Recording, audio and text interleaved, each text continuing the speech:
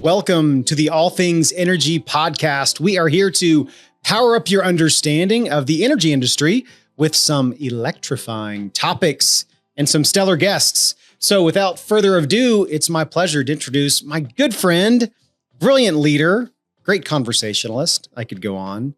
Jonathan Hill, Executive Vice President, Lubbock Market President of Maverick Bank. Jonathan, welcome. Yeah, thank you, Josh. I'm excited to be here today and excited for the opportunity to be on this podcast with you today. I am too. Jonathan and I have lots of off-the-air conversations on, honestly, lots of topics. And so I always like to kind of start with me. How did our worlds first connect? And I'm going to tell you, I do remember first meaningful conversations at an AIM Bank branch location on 66 in Frankfurt. Yes, sir.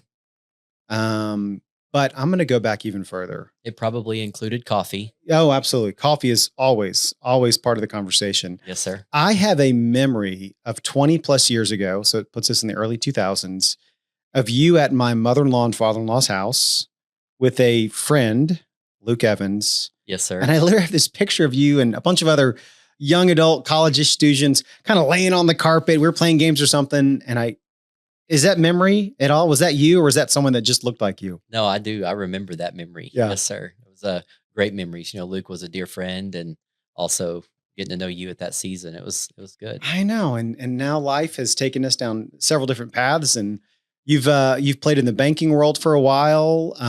AIM Bank for how many years? Yeah. So I joined AIM Bank in 2006. Which is really fascinating considering that we're in 2024. I know, 18 plus years ago. Yes, sir. And stayed there until the bank sold and did a couple of other things like you mentioned.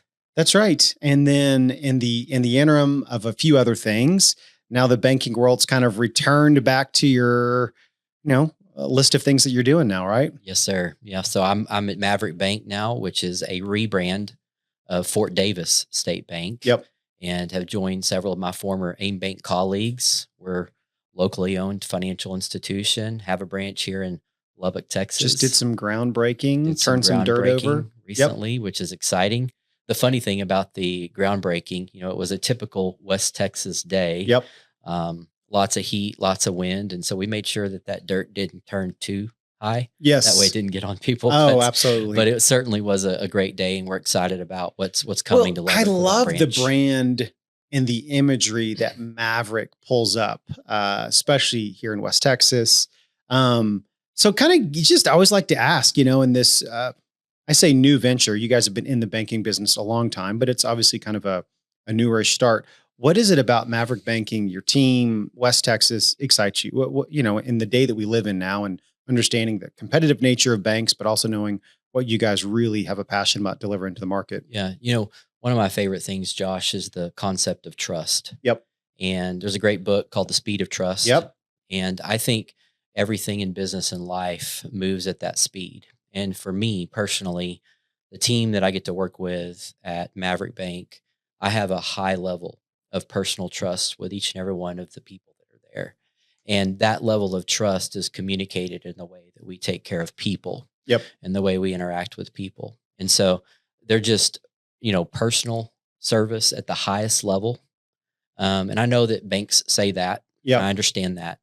But the reality is when customers experience what that is with our team, it is different. Yeah. And when you're working with people like myself and with colleagues that trust each other, things happen efficiently, they happen effectively, and the customer gets taken care of. Yep. And that's what makes a difference.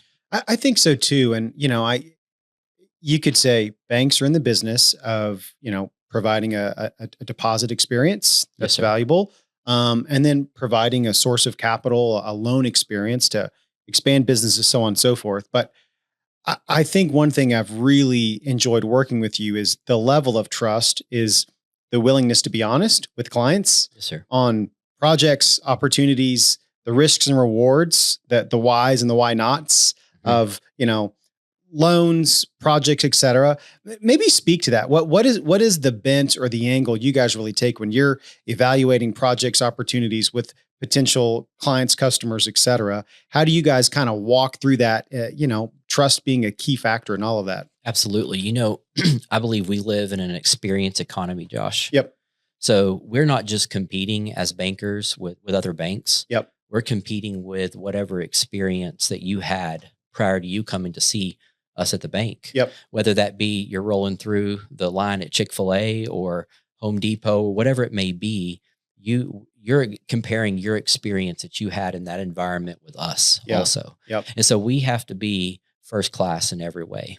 And so we're looking at those levels of experience. We're learning from them. We're trying to get better every day on how we take care of the customer.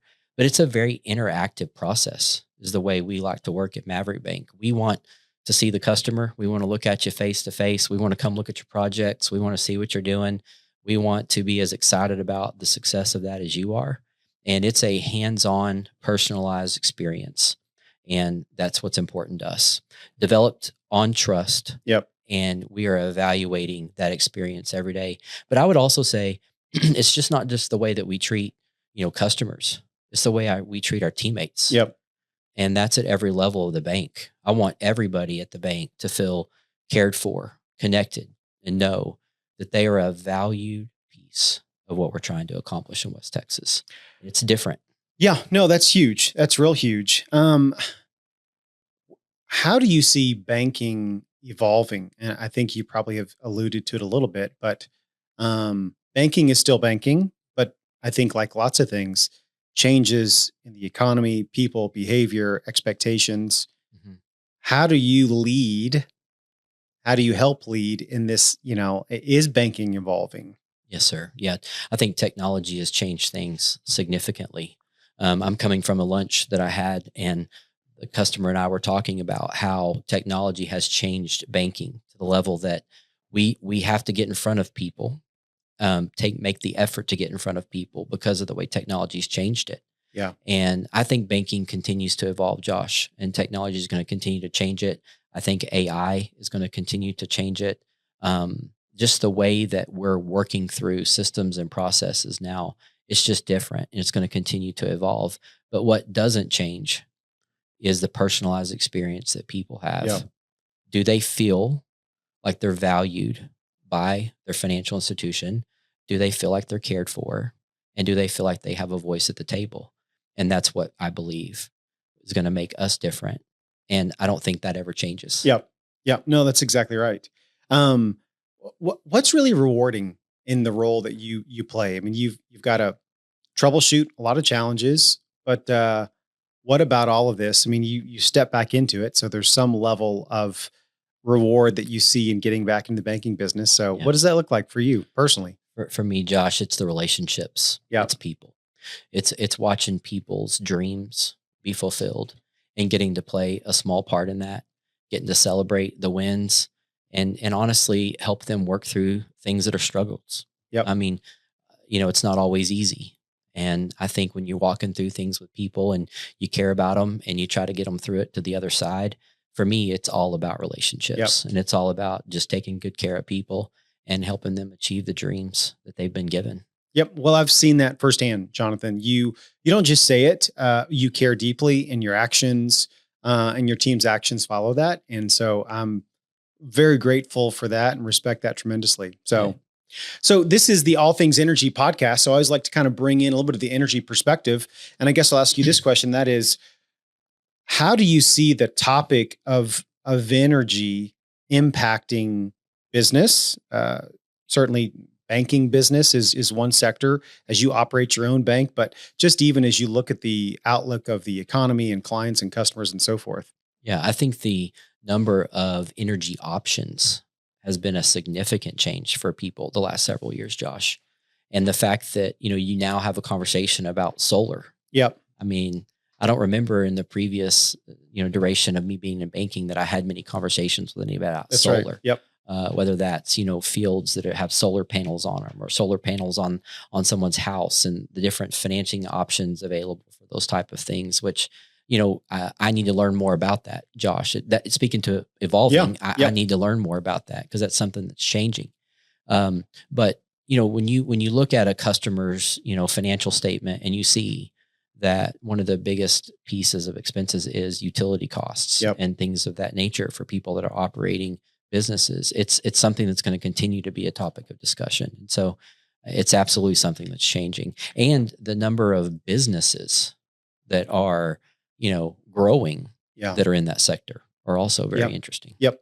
And we're close to, a sector of the energy and the oil and gas industry. And I'm sure Maverick Bank has some, significant exposure to that. I know in the agricultural community, one of Mhm. the things we at our company, Rise Energy, have been working to do is USDA, working a lot with the agricultural rural community, has rolled out a lot of programs to try to help Yes, sir. an adoption of new energy solutions, Yes, sir. and moving everyone towards, how do we solve these challenges? Is it your observation that the cost of energy has not been static and flat for the last 10 years? It's my observation that it's increased. Yeah. And I've seen that in multiple sets of financial statements, whether it be in the ag business, whether it be in the oil and gas Yep. business, or just for the personal consumer. I think that costs in general, and specifically energy costs, have continued to climb, and it's something that's affecting the American public. Well, and I think one of the conversations I've had, and we've probably had this offline before, is just I think the role that we're trying to play as an energy solutions company is to try to be ahead of the curve, or understanding what are the newest solutions that, I'm a former CPA, so I kind of look at the world through a financial lens. Yes, sir. And I'm literally thinking about a client's balance sheet, income statement. And I'm also thinking about, they're going to put that in front of their banker. And that may, tell a story of managing expenses well. It may tell a story of our margins have shrunk because of cost increases, and understanding that nuance. I love nothing more than introducing some solutions that would cause that income statement Mhm. to have larger profit margins, cash flow margins, Sure. lower cost of energies. And what we've seen just even recently is, the role that, maybe a solar asset could play, but I'll be more specific. The battery asset Yeah. has had some dramatic technological cost improvement advantages. Yes, sir. And we're beginning to see some new solutions. Literally, we're starting to roll out today where we can go to a customer. I'm gonna give you an example. And this is a shameless plug for, hey, Jonathan, do you know anyone who would like to lower their energy costs? Let me know. Let me get in touch with them, right? Of like going to a customer, or even a nonprofit like a church, saying, hey, rather than you having to just write a check for energy, would it bother you if we wrote you a check for several $1,000s a year Sure. to install for free a battery on your premises? It's a battery that we'll operate, we'll own.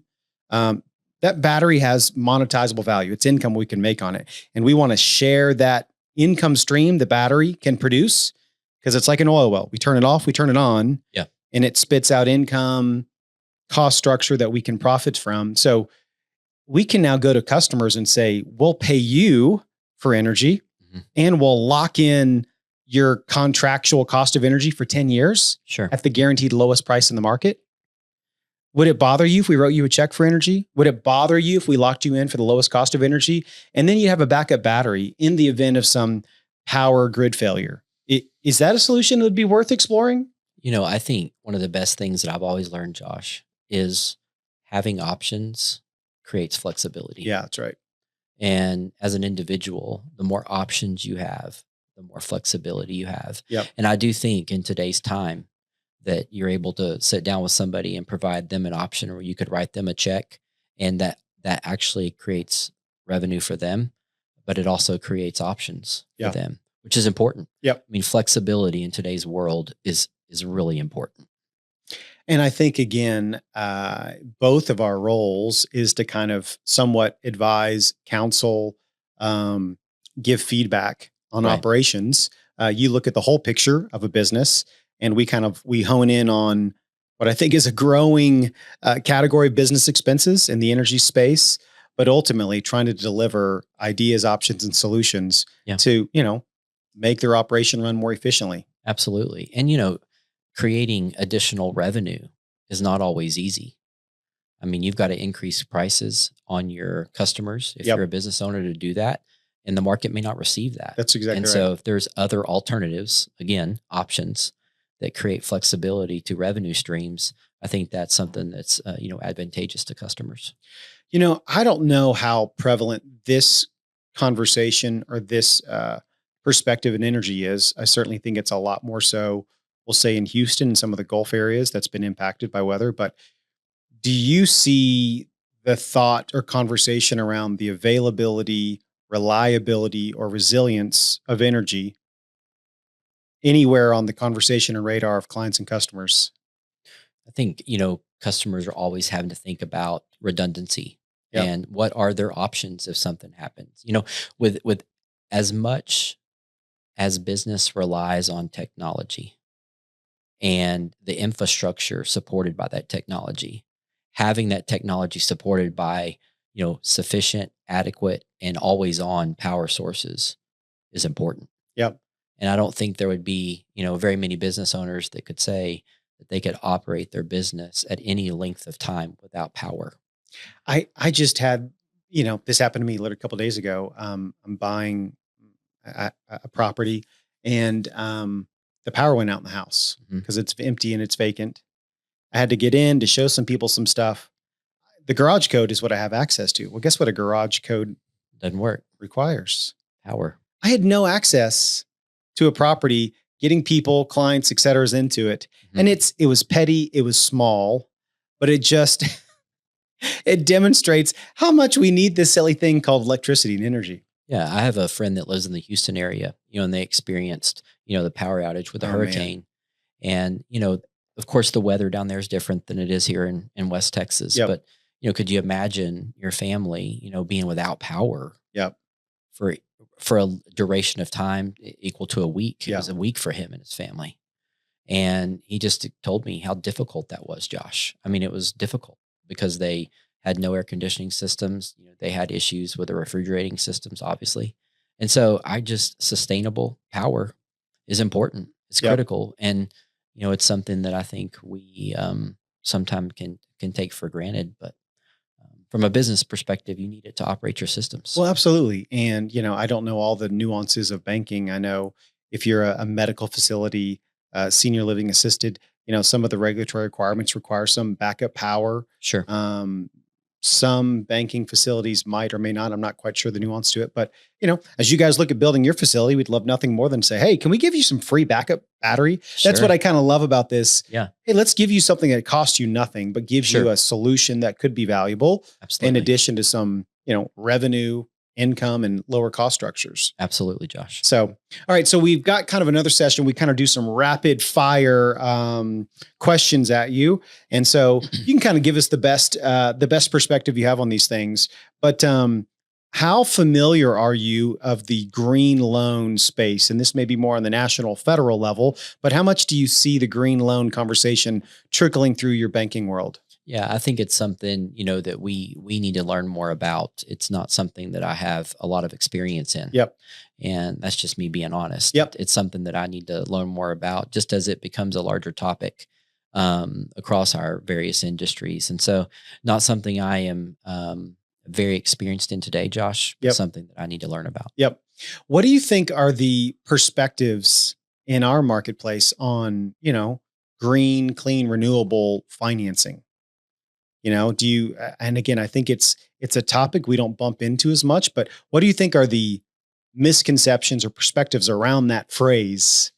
Sure. Are you specifically asking like here in West Texas? Or Yeah, here just in West Texas, just because in that's kind of general? the people we rub shoulders with the most. Yeah, I think, for me, it's just a understanding. And I Yep. think that's one of the beautiful things about the podcast you're doing is you're educating Yep. people. And I think for people to ask good questions, they have to understand enough to ask what questions they need to ask. And so podcasts like this and your company is continuing to educate people so that they know how to ask good questions about what it's doing. Because I just don't think West Texas, outside of oil and gas and agriculture and things of that nature, That's right. have experienced any level, of green energy. I know we've got windmills around West Texas and we're starting to see more and more solar panels, et cetera. But I think most people here just haven't been exposed to it. And so education is important. Yep. Education and training and helping them understand the benefits of it. I literally had a conversation last week to stop our little speed round here. A conversation with another friend of mine, engineer in the utility space, another utility company, and he said our oil and gas industry Mhm.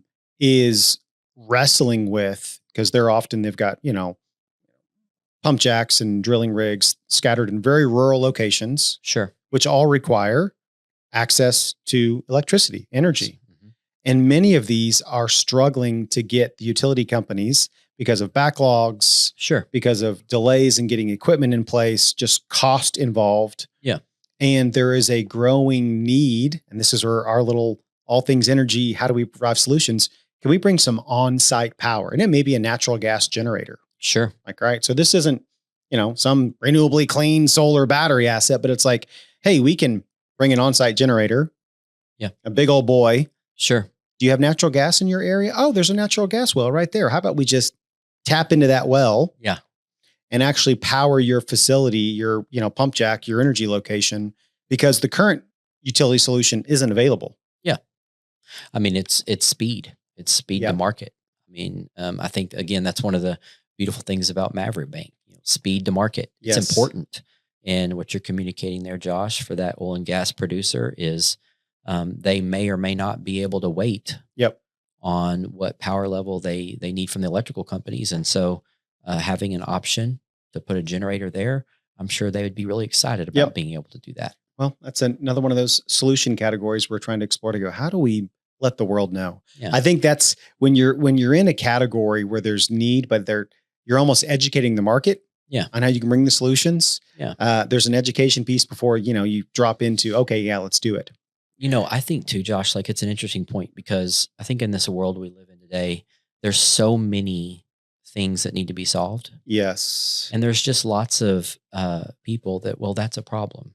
Someone that brings a solution, there's always value there. Yep. Yep. I mean, when you're bringing solutions to the table and addressing problems, that's a significant asset. So I always love to stop and talk to people that are, future entrepreneurs, business owners, or current ones to go, how do you make yourself valuable? And what Jonathan said right there is huge. And that is look at the world through the lens of what are the pain points Yep. that I'm experiencing, my friends, my peers, the industry, the community's experiencing. And can I bring a meaningful solution Sure. to that pain point in an economically viable way that I can deliver it? Absolutely. And right then and there, you got a business you can get started in. Yeah, for sure. One of my, do you mind if I Please. share something real quick? I love to ask people, what are the 3 biggest struggles that you're seeing in your business today? What are the 3 biggest opportunities that you see? And how could we be a solution to one of those? I just think that's the way you approach the world is like, people have problems, they have opportunities. How do you provide a solution that works for everybody? Yep. And so I think that's what you're doing, Josh, with the option of putting generators in the field. That's fascinating. Well, the idea pops up and it's like, hey, can we provide that solution? Yeah. Why not? We have the expertise, the team, the resources. Let's go do it. That's right. Another speed question. Government incentives. Yes. Are they essential to further some of these energy challenges that we're facing? I think incentives change behavior. Yeah. I think that incentives help people make choices. And I also believe, in life, you'll always get what you incentivize. Yeah. And so if it's important, there should be incentives behind it. Yeah. Would be my opinion. Well, it's interesting. We saw the state legislature of Texas, which is still kind of grappling a little bit with the aftermath of not having power for a long time. 138 people died in that winter storm Uri from 3 years ago. Right. And so the legislature went about saying, okay, how do we, in the limited scope we can influence this, because I can't just miraculously put thousands of miles of transmission lines up. That takes years. I can't build brand new power plants in a day. So how do we incentivize the marketplace to provide and be a source of some resiliency? And so they came up with the fund and they said, hey, we're going to fund a couple $2 billion worth of these little micro location that's got solar generator and backup batteries on site at wellness centers, medical centers, hospitals, churches, fitness centers, places that in the event of, statewide grid failures have got some on-site power sources. Sure. Yeah. I think it's a government incentive. Right. Try to influence behavior. That's right. They influence behavior with it. And I think too, Josh, government incentives are important. But I think allowing private business to do it creates a faster speed to market, and those incentives, enable private business owners to get out there and do it quicker. Yep. So this is an electric vehicle and banking question, and that is electric vehicle loans. Does that look any different to a bank, or is it just analyzed on the same set of analysis for anything else? Or We don't have any different way to look at that. I yeah, mean, we're looking at it the same way we're looking at others. yep. Do you see the adoption of EVs as a flash in the pan, or do you see that as a real movement in consumer behavior to start buying these, or was that a temporary blip and we're going to get back to it? I Personal think opinion. I'm just curious. yeah. My personal opinion is I think it's another choice for people to make. Yeah. And I think people like options. Yeah. And so I do think it's a sector of the market that will continue to climb because there is an element that prefer that. Yep. And there's an element that doesn't. And so I do think it will be a specific sector of the market. And I think that it has the potential to climb depending on incentives. Yeah. I mean, at the end of the day, I think that matters to people. And so I do think it'll be a sector of the market. Here in West Texas, we love our trucks. Yeah, we do. And I think that'll always be the case here too. So Ram is coming out with I guess I call them the Ram Charger is the branded name they're coming out with. It may come out the end of this year, beginning of next year. And it is a 700-mile range on a fully powered Ram Charger truck. Wow. That's interesting. So it looks like a good old Ram, but under the hood, it actually has two things that are fascinating. It has the battery system to power the vehicle, but they know today's battery technology has some limitations on range. Sure. So they're installing an onboard generator. What's the purpose of that generator? Is that to run the combustible engine? No. Yeah. It's to recharge the battery while you're driving down the road. Wow. Filled up with gas. Sure. The battery's got to have, or the generator's got to have gas, but they're kind of blending a little bit of two kind of technologies there. Yeah. Again, interesting in our West Texas world that, loves what we love. Sure. But has curiosity. And, when you step on the gas and you go from 0 to 60 quickly, we love that too. Yes, sir. So, I think the interesting thing is it's going to create options for people. Yep. And, one of the things I love about, West Texas is that independent spirit. And I think, someone that has an independent spirit, they want to have options, and whether that be an EV vehicle or a, whatever vehicle they have of choice, I think that having the options in front of people is good. Well, and I don't want to step on, utility company toes when I say this, Jonathan, but there is a messaging that we're putting in front of our West Texas friends because we are independent. We are Mavericks.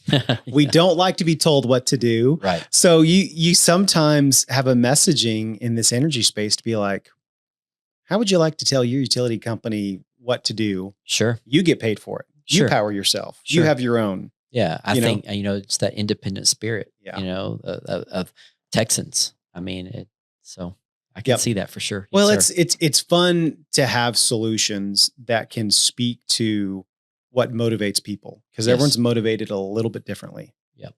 And so to have solutions that may speak specifically to that motivation, Sure. I think has a faster call to action, hopefully. Absolutely. Besides delivering what that individual's motivation really wants. Of course. So any other final thoughts and just, leadership, banking, people, relationships? No, I'm just, Josh, I'm excited, thankful for the opportunity for you to bring me on the podcast. I respect you so much and all that you're doing. And, you're definitely creating value and adding value to people. And I'm thankful for the opportunity to have visited with you on the podcast today. Leadership is something I love, and I study leadership. Yes. And it's something that has the ability to make a significant impact on people. And so I'm thankful for the leadership that you're showing in this space and for allowing me to be here. Yep. Well, I'm going to close with a quote of one of the foremost leadership individuals, at least in our generation, John Maxwell. Yes. I think he had the phrase that leadership is, fill in the blank for me. Influence. And you know what? I think that's really what we're after, is to influence people and lives in a way to make a real impact. Absolutely, Josh. Well, thank you, Jonathan. Thank you all for joining us today on the All Things Energy podcast. Be sure to check us out on our Instagram, Facebook, website pages. That's at Get Rise Energy, www.getriseenergy.com. If you're in need of an energy solution, if you want some free battery backups, if you want to get paid for energy, listen, seriously, reach out to us. These solutions are making a big impact. So you can find all that stuff in our links below. Thanks for listening. We will catch you the next time. Thank y'all.